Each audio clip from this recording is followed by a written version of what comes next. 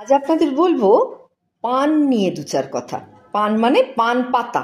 কে না ভালোবাসি আমরা, তাই না? খাবার পর একটা পান খেতে। এই পান পাতা আমাদের শুভ কাজের সঙ্গেও কিন্তু জড়িয়ে আছে, কেন জানেন? যদিও পুরাণে ঋক সাম যজুর্বেদে তাম্বুলের তেমন কোনো উল্লেখ নেই, কিন্তু আরও পরে রচিত অথর্ববেদে এই পানের নাম সপ্তশিরা। খেয়াল করেছেন হয়তো, অপূর্ব সুন্দর এই পত্রের গড়ন। তবে উত্তর পূর্ব ভারতের বিস্তীর্ণ অঞ্চলে এই পানের ব্যাপক জনপ্রিয়তা কিন্তু মুখশুদ্ধি হিসেবে, আর এখন তো সারা বিশ্বে রেস্তোরাঁয় তা মহার্ঘ বস্তু। আয়ুর্বেদে বৈদ্যক নথির ছত্রে ছত্রে নাগবল্লী বা পানের প্রশস্তি বাচন।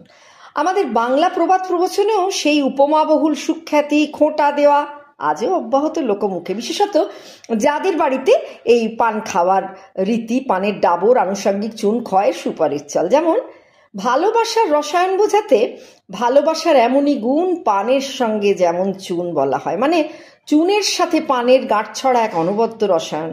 কম বা বেশি হলেই কিন্তু বিপদ, ঠিকঠাক ব্যালেন্স চাই। আবার ছাগলের মুখে পড়ল পান, পান বলে মোর গেল জান, কিংবা পান থেকে আমাদের চুন খসলেই বিপদ হয়, সংসারের রোজনাম চায়, তাই না? আর পানের পিকে রেঙেছে নয়ান, বানর মুখে কি শোভে রে পান। চিরকালই এই বানরদের রূপ নিয়ে নিন্দে মন্দ বডি শেমিং যেন সেই ঝিকে মেরে বউকে শেখানো।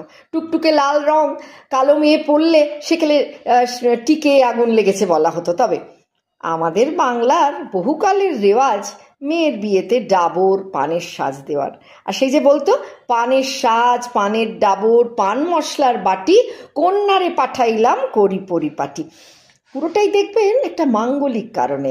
আর তাই আমাদের সব পুজোয় বরণ কিন্তু পান সুপারি দিয়ে। সত্যনারায়ণের মোকামে পান, যে কোনো শুভ কাজের বরণ ডালায় পান, কুলো বরণ ডালায় যখন গোছানো হয়, পুজোর ভোগের নৈবেদ্যতে পানের মধ্যে ভেজানো আতপ চাল দিয়ে পানের খিলি, আর সেকালের জাহাজে বাণিজ্য যাত্রায় রওনা দেবার কালে তাল সুপারি ডিঙায় দিয়ে ধান দুর্বা পান, মনে আছে ঠাকুমার ঝুলির বিখ্যাত গান?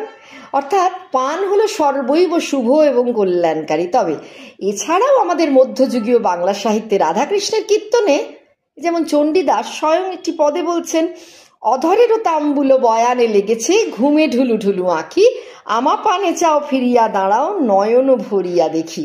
মানে সেই একটা প্রেম যখন পূর্ণতা পায়, রাধাকৃষ্ণের প্রেম যখন পানের রঙে পূর্ণতা পেত, ঠিক তখনই মনে পড়ে এই পান পাতার সঙ্গে আরও একটি স্ত্রী আচার।